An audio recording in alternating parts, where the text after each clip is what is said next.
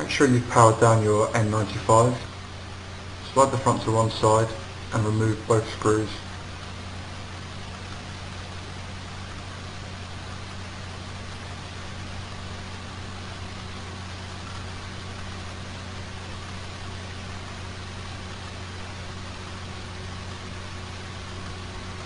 Once done, slide the front to the other side and remove both screws from this side.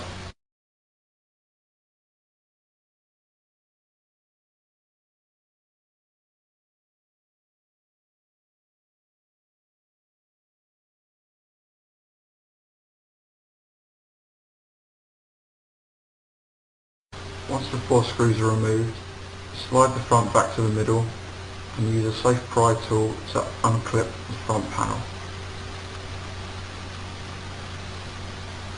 There's one clip on each side. This should now just pull off. You should just be able to lift the keypad off, and then the next layer just needs to have to be clipped from the top and pulled forward. This reveals the connection for the LCD screen. This is a hinge which needs to be lifted, and you can use it now or the pry tool for this. Gently lift the LCD screen and slowly pull the ribbon out. And this is it, your LCD screen is removed, ready for the new one to be fitted.